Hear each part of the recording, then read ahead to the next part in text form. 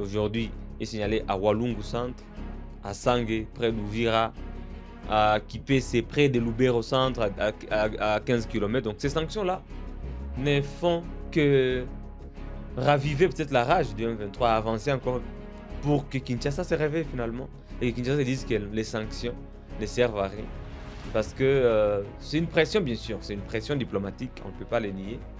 Mais face à la réalité, face à la révolution du 1-23, face à l'avancée spectaculaire du 1-23, on s'est dit que peut-être ces sanctions-là ne servent à rien.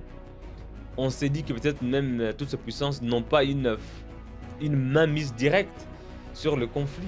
Et seules les parties concernées peuvent trouver une solution. Décryptage sur Kivu Morning Post, toujours la vérité.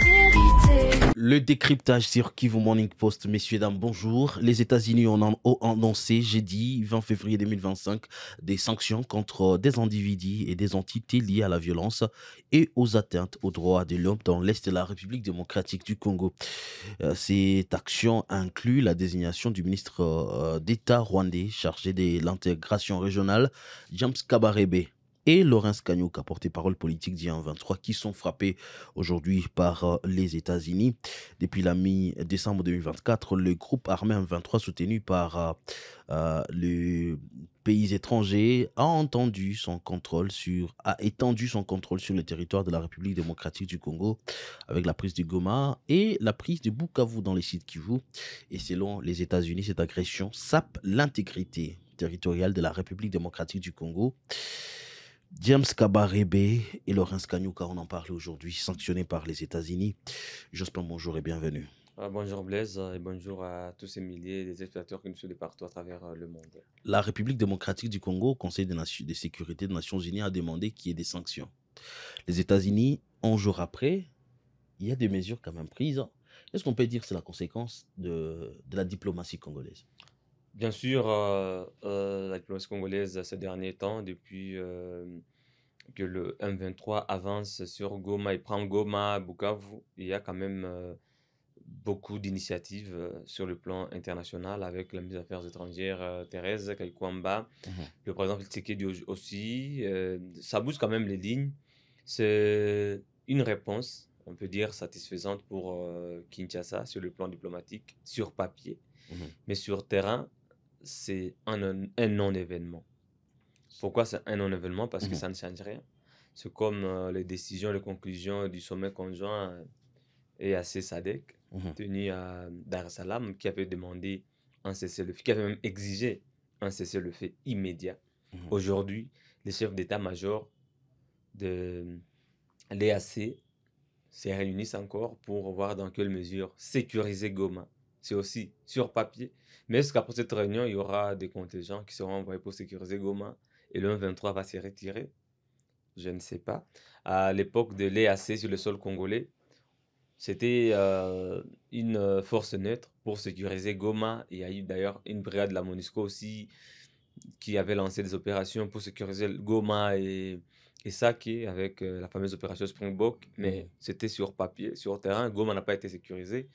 Il y a la force de l'AC qui est venue pour sécuriser l'aéroport de Goma. Mais aujourd'hui, on en est où? Donc, moi, je pense qu'aujourd'hui, les Congolais sont fatigués des sanctions verbales et tout, des initiatives diplomatiques qui n'apportent pas de solutions durables. Mais c'est une réussite quand même sur le plan diplomatique et tout, parce qu'à chaque fois, la RDC demande des sanctions et les sanctions commencent à tomber.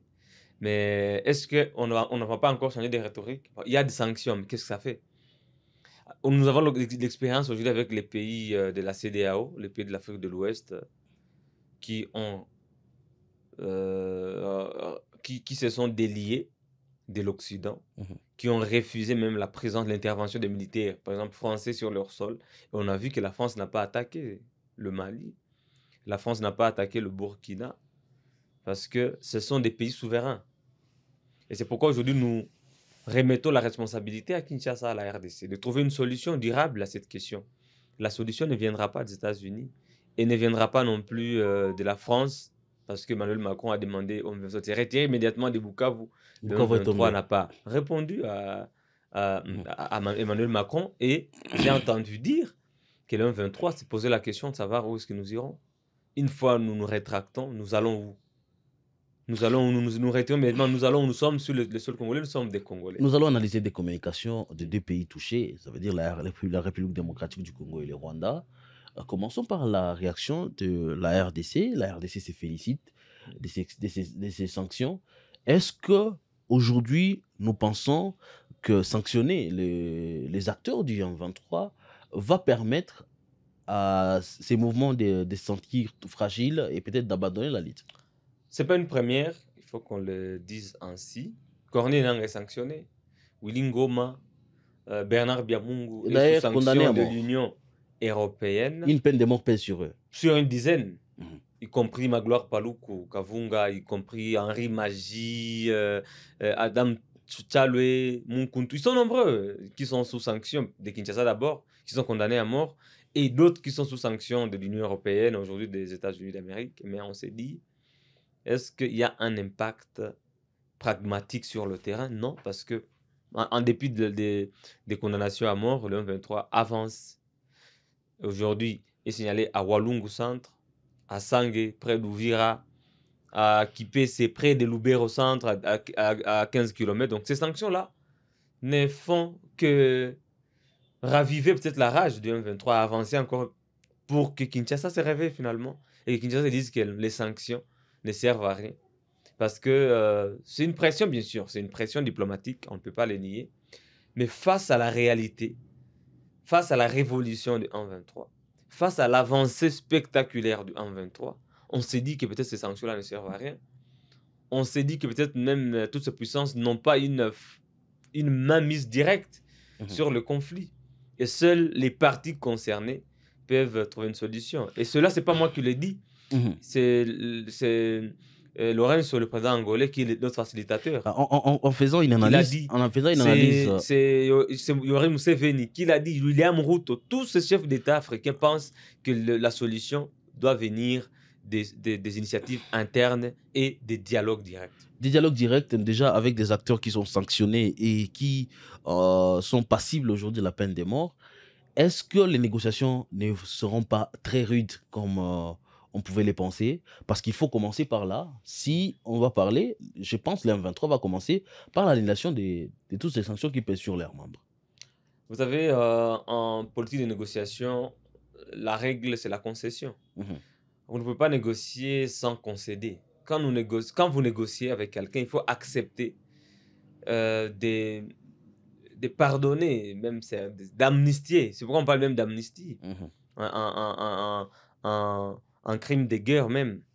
Pourquoi je parle de concession aujourd'hui? Si on veut dialoguer avec le M23 en lui gardant la casquette d'un mouvement terroriste, des mouvements étrangers, des mouvements rwandais, on ne négociera jamais.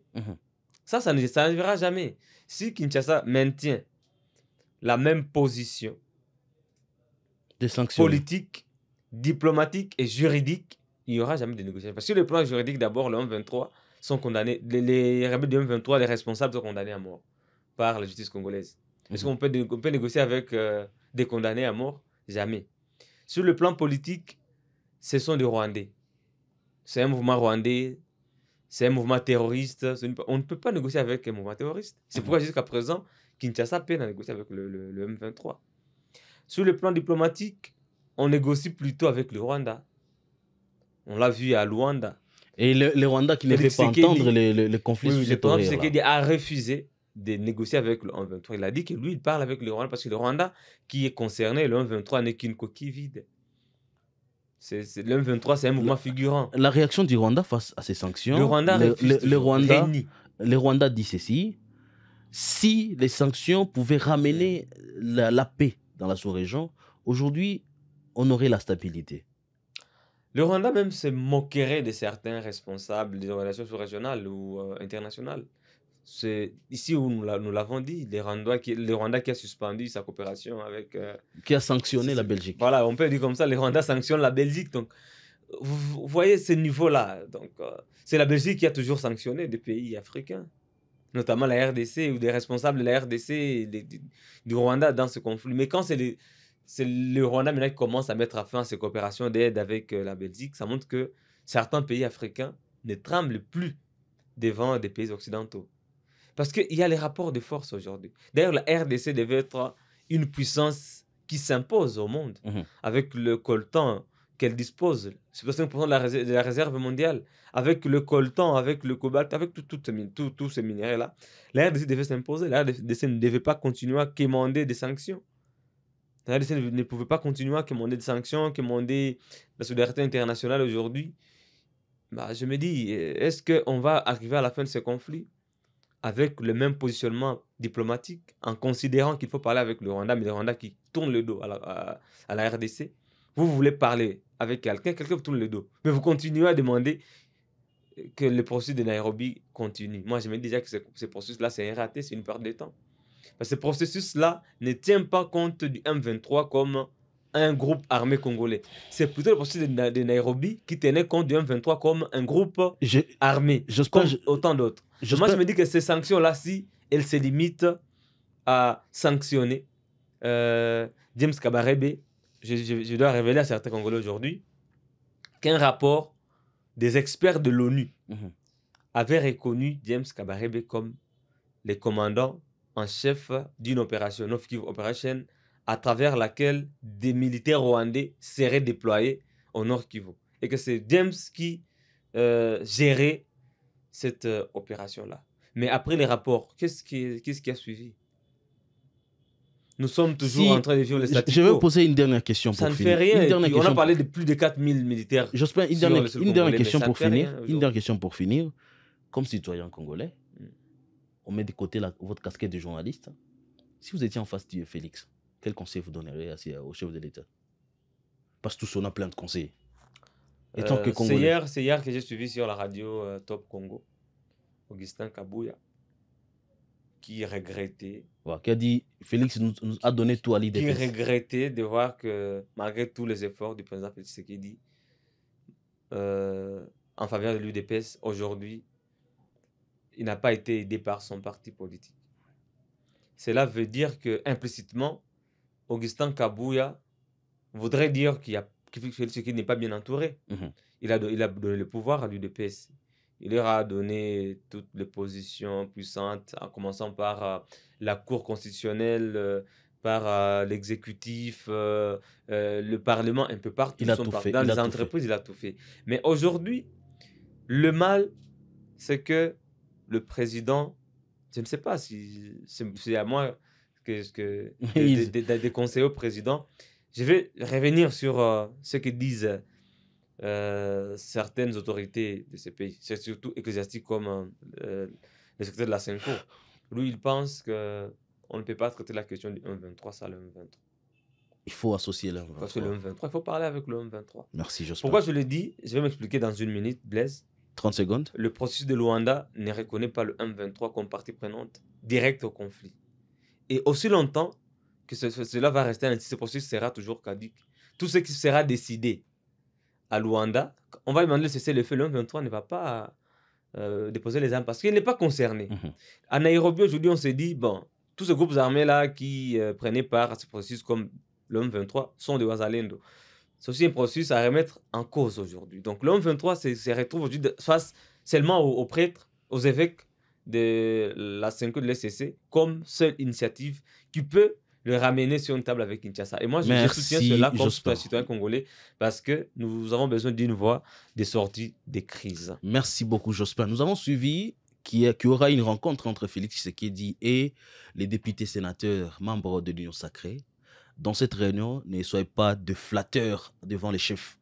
Il faut dire la vérité au président de la République et ce pays vous sera reconnaissant. Chers députés, vous serez avec Félix, le président de la République. Parlez, ne soyez pas flatteurs, dites la vérité. Et nous, on sera en train de décrypter de près ce qui va se passer. Merci d'avoir suivi ces décryptages. Portez-vous bien.